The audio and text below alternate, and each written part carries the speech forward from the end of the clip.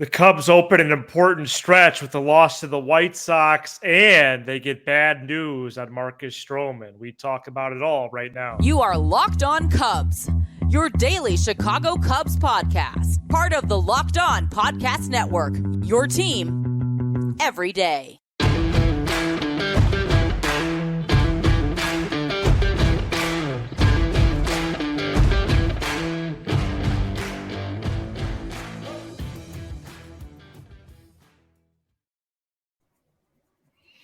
You are Locked On Cubs, part of the Locked On Podcast Network, your team every day. Alongside Sam Olber, I'm Matt Cozy. Please support the show by following on your preferred audio platform, and you can watch, subscribe, and leave a comment on YouTube. Thanks so much for making us your first listen. Sam and I are lifelong fans, taking our passion into a discussion with you on all things Cubs. And a discussion it sounds like we're going to have. Cubs begin the homestand and an important 12-game stretch with the 5-3 loss to the White Sox on Tuesday.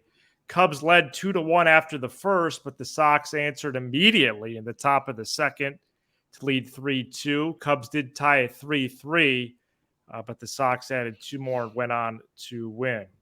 At recording time, the Cubs did not lose any ground for the third wildcard spot due to the other teams losing. And the Brewers and Dodgers was still ongoing. Sam, thoughts on the game as we have a lot to discuss in Cubs land? Yeah, I mean, two real thoughts. Bad loss, because any loss in these next 12 games are going to be bad losses because you're playing inferior opponents. However, I was very disappointed off the field with just the rhetoric around the team. I mean, Matt, you know, I'm active on Twitter during these games, and I get comments, and typically I run through them. But man, I mean, after the first, when they were down 1-0, it was, this team's going nowhere. This team's dead.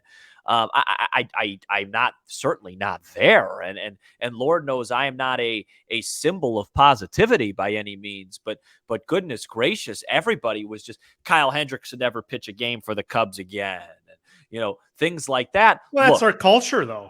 Look, it was a bad loss tonight. There's no question about it, but it wasn't a game that the Cubs gave away. They were thoroughly outplayed tonight. I think in almost every facet, they didn't execute offensively. They were given a ton of free passes that they earned. No clutch hits. All their runs came from homers, ironically, from the two guys that we've been very harsh on all year. And then they made a terrible pitch to the only guy on the team you can't make a terrible pitch to, and that was Robert. Just a terrible 2-2 hanger. I mean, the second pitch of the sequence, he swung at a pitch 52 feet. I mean, just bury the ball in the dirt. It's 2 weeks in a row. Yeah, you just need to bury that pitch. And if he walks because you bury that pitch, then give him a hat tip. He's not gonna. He's gonna fish at it.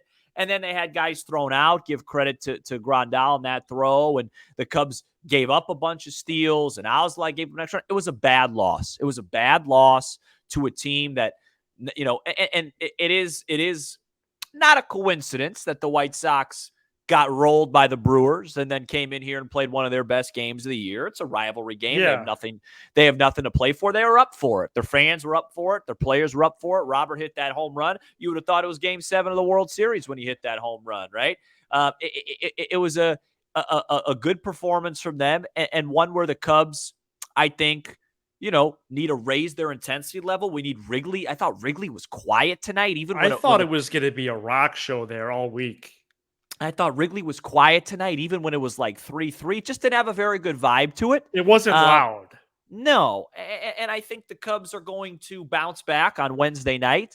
And if they do that, you take a breather on Thursday, you come back and have a good weekend. I don't think it's the end of the world here. Okay. But it is one of those things where if we say they need to go 8-4, 9-3, and you lose game one, that hurts. Yeah, I guess I can't disagree with. I guess it's maybe a matter of word choice, because I don't disagree that it's a bad loss, but seeing words like big and massive, I just can't go there. And even when you say it hurts, and for better or worse, we do game coverage in a vacuum, and that's just the nature of the biz. But the Cubs didn't take care of their business tonight, but the flow of the game doesn't strike me as being one that stings. And how do I know that in an 8-4, 9-3 stretch, this is just one of those 4-3 losses? Right. You don't. I don't know that. And don't. yes, they now need to respond with a win on Wednesday. But I know I have a different mindset than most, but especially seeing some of the responses that you received today that you mentioned already on the show. But Yeah. 4 weeks ago, they lost 7-5 to the Nationals. And including Tuesday night Sox game loss, they are 18-8 since then. Right. And this game had a lot of those same vibes. It was a Monday game against the Nats. It was ebbed and flowed, teeter-totter, back and forth, just kind of flat. A lot of runs in that game, 7-5, but they lost by 2. They lost by 2 in this one. Kyle Hendricks bouncing back nicely was surprising to me. Yeah. That was good to see.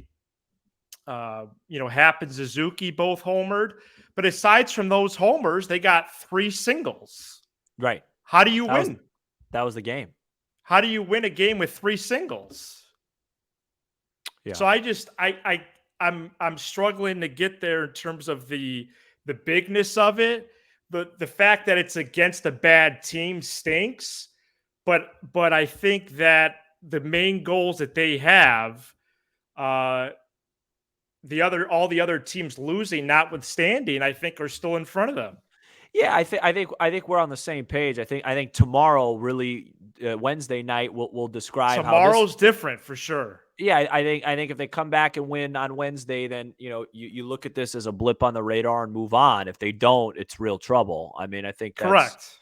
I think that's what it is. But yeah, it's just I just think that every single game from here on out is the top story for the Cubs. I just think PCA had a huge day today. That's awesome. Stroman got announced hurt. That's terrible. But yeah, that's pretty big. You're in a sprint now where every game is massive. You're playing playoff baseball in mid-August through the end of the season, and today they came up short, and they deserve to come up short. I agree with you on that, and they bounced back on Wednesday night, and all's moved on. And who started the narrative that they're bad against bad teams? Yeah, right. Who did that? They're 30-21, I believe now. And I guess I'm pretty fired up right now, and I want to call out people, but I don't know if they are the ones who started it.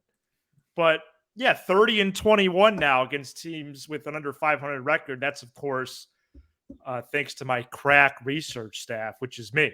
Yeah, and that's not great, but it's fine. It's not 9 bad. games over 500. Yeah, because they're bad teams. You know what I mean? Like you should be beating bad teams at a 60% clip, and they are. It's not like great would be if they were like 30-14, 30-13. They have beaten teams under 500 at the rate they should have. Yeah. So the idea that, hey, this is what they do, it's the whole reason they got back into this race was by beating bad teams. The Cardinals and the White Sox, 8 games in a row. And a little bit in June there against the Pirates. Yeah, 6-0 against. Well, not Pittsburgh. A little bit, six wins. Right. Yeah, it's look, it's very tense times. People are very on edge. My big reminder would be what you beautifully said. Yeah. Which was, after that Nationals game, the season felt over. There's about 8 other moments. It did. I listened to the episode the other day. There's about 8 other moments this season where the season felt over. It's very much not that, and they have a very good farm system. Things are fine, but it was definitely I was very surprised at the result. But it was one of those games where, Matt, I was surprised at the result, but the minute it was like 3-3 in the 6th, I didn't feel good. You know what I mean? So it's kind of like it was kind of like a conundrum type of deal. Once Bummer was in, it didn't look good. Right. I thought before that they had a chance to even get like 2-3 plus runs, but they just didn't. Right. So yeah, and I'm frustrated that someone I guess, began a game of telephone that they shouldn't have. I don't know why. Maybe it's just Yeah, my instincts. playoff baseball is very tense. These games, it's a different level. I've noticed it in my mentions on Twitter. It's, in April and May, I was being told calm down every 2 seconds. In July and August, I'm now telling everyone to calm down. It's flipped. so strange. Yeah, well, I also think the Cubs starting probably, I don't know, about a week ago, brought in a lot of fans that they didn't have the first 3-4 months, right? Those people that jump on, like our non-listeners. People listen to our show, they've listened through thick and thin, but Right. The people say, oh, everydayers. well, the Cubs are back, you know what I mean? And then so that sparks Yeah, more. okay. But this is all part of the fun. This is all part of the fun. It is. I'm living in the moment right now. And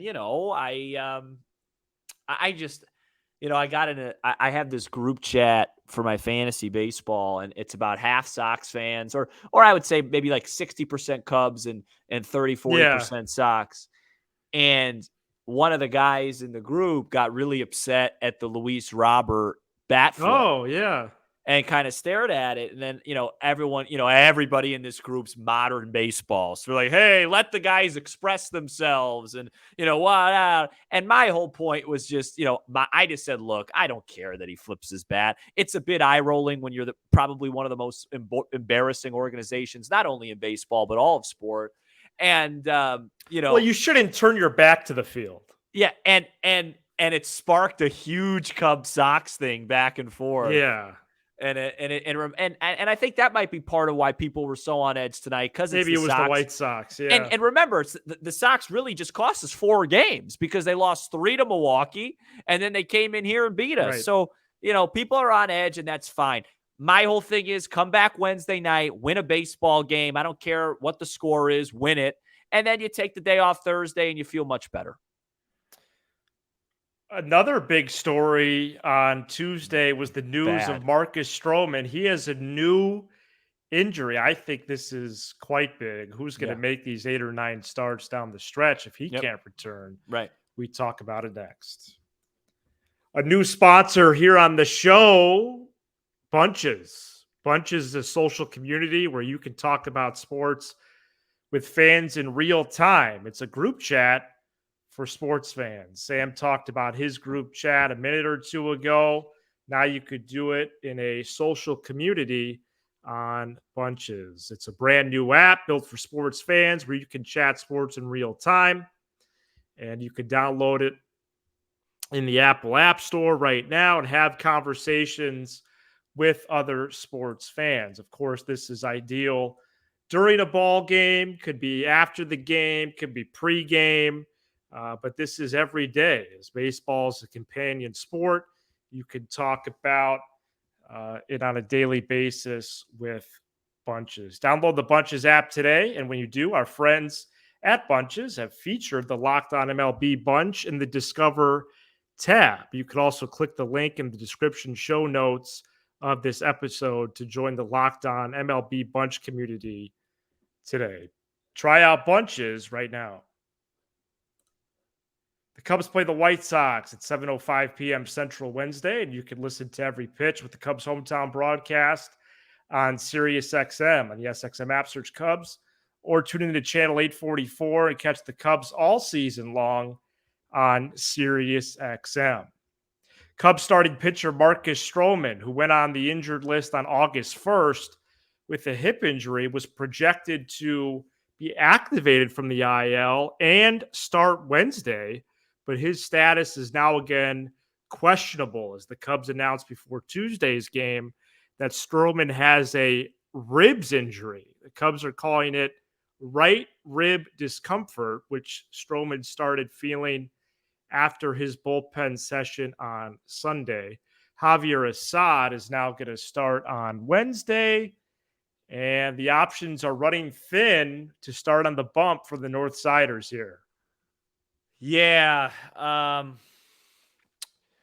initial reaction was devastating. But I'm not going to go there yet because, like you said off the air, maybe it comes back in 10 days or something like that. But this is terrible because this is the weak point of the team right now. There's actually breaking news. They're getting boy. imaging done on Wednesday, so it's not good. Yeah. With that, because I mean, look, I think another reason why I'm not in the deep end after a game like this is I think the Cubs have a very good chance and a good enough team to win this division and to make the playoffs. Okay. But when you look at their starting rotation, that is not a team. That it doesn't matter what luck there is in baseball as it currently stands. That is not a team that could win 4 straight series in the postseason. They just can't. They just can't. As is their starting rotation as based on their rotation right now, in order, is Justin Steele, who, let's just say it like it is, hasn't thrown a great game in like a month. I think it was St. Louis the last time he pitched really, really well. Then who? Tyone, Hendricks, and Assad. I mean, that's their four. That's their four. Yeah, right now. yeah. And they don't even have a fifth. Smiley's in the bullpen. I literally in the car today could not think of someone. Yeah, so it's either Wisniewski or or Smiley. Yeah, and it's and after that, I'd have to call Alex Cohen. I don't know. Ben Brown or something like that. No, it's nobody. He walks too many guys. Yeah, so I guess my point is if Stroman doesn't come back and they Jordan Wicks, I guess. If Stroman doesn't come back this season, which isn't out of the realm. But yeah, we just don't know right now. And they make the playoffs, it's a tremendous result. And the Stroman thing's really, really bad because it's a key to the season. With all due respect to him, because he, early on in the season, without him, they're not in this spot. He won them a bunch of games, so it's not like he didn't contribute. Yeah. But this is why you get a pitcher like that for this stretch run. Right. This is what it's about. Taking the ball and going out every 5th day and having a huge month of August or a huge month of September and carrying your team. I mean, like Rick Sutcliffe did in '84. Remember CC Sabathia with the Brewers at the deadline? Like Rich Harden with the Cubs. You go out, you get a pitcher, and you say, hey, take us home. And it, it was such a nice soft landing tomorrow night against the Sox, or even if he came back this weekend. But a rib injury for a pitcher that's getting imaging, it's like an oblique then. Yeah, it's really, really bad. And again, when's the last time a Cubs pitcher has went out and just really dominated? I don't think it's am I crazy? I think Steele maybe against St. Louis. Before that, Tyone in New York. Tyone. Like their starting pitching right now just doesn't put the fear in anybody. No. And you needed him back, and for him not to be back is detrimental. It's detrimental to the team, and it really is. And it puts everybody in a really tough spot. Somebody on this team, and I don't know who it's going to be, is going to have to start pitching way above what they're expected to, and maybe it's the guy going on Wednesday night. Yeah, and Assad pitched well Friday. Well, I guess Assad's the answer. He had the dominant outing on Friday. Oh, yeah, right. But the thing is that him and Steele were going to get extra rest. Right. And now Assad doesn't. Steele still will because of Thursday's day off. Right. But they were going to get extra, and now they can't. So not sure how that plays a role or not. I mean, I don't think it would have hurt, but sure. Just a something to keep track of Wednesday when the clubhouse opens to get another update on Stroman. Yep. We're going to finish out with Pete Crow-Armstrong, who keeps crushing it at AAA. The Cubs GM had something to say about PCA on Tuesday. We talk about it next. Today's episode is brought to you by eBay Motors. For a championship team, it's all about making sure every player is a perfect fit. It's the same when it comes to your vehicle. Every part needs to fit just right. So the next time you need parts and accessories, head to eBay Motors. With eBay Guaranteed Fit, you can be sure every part you need fits right the first time around. Just add your ride to My Garage and look for the green check to know the part will fit or your money back. Because just like in sports, confidence is the name of the game when you shop on eBay Motors. And with over 122 million parts to choose from, you'll be back in the game in no time. After all, it's easy to bring home a win when the right parts are guaranteed. You get the right parts, the right fit, and the right prices on ebaymotors.com. Let's ride. eBay guaranteed fit only available to U.S. customers. Eligible items only. Exclusions apply. Cubs general manager Carter Hawkins told 670 The Score Tuesday that Pete Crow-Armstrong is on the radar for a September call-up. Hawkins later added Jed Hoyer frequently discusses prospects who could help down the stretch and possibly in the playoffs, which makes sense. They should be doing that on a near daily basis, and try to identify people, especially now on the pitching side, that could really help this team. So it was cool to hear that today. And PCA is crushing it. But even if it's a small role, I think it would be cool, but it's not imperative that he calls up. He gets called up, I don't think. Yeah, I think, this was the type of game PCA would help them, right? Juice. He'd give them some juice, right? The crowd would be juiced up. I keep going back to how flat it felt Tuesday night, just everywhere. Yeah. He gives you juice. The problem is where, right? But by September, maybe somebody's struggling. Like tonight. Yeah, maybe. Talkman, Bellinger, Swanson, Morrell, they all look bad tonight. Although, it is what it is. I shouldn't say look bad. I mean, Bellinger. Yeah, maybe they inject him in the lineup. I don't know. Yeah. I think you could use the juice. That would be really, really interesting and fascinating to see. But right now, looking ahead to September, the Cubs just got to keep staying there, stay alive. Right now, I do have some good news for the first time on this program, and that is that the Dodgers have taken a lead against the Brewers. That's good. So a lot of people, it's like, hey, division's done. Let's just stick to the wild card. Let's just how I don't understand. Yeah, let's just everybody take a breather. You know what I mean? This isn't football. No, it's not football. So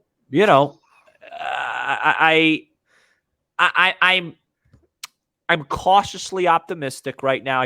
I think Wednesday night's a must win, Matthew. Based on today being a loss, yes.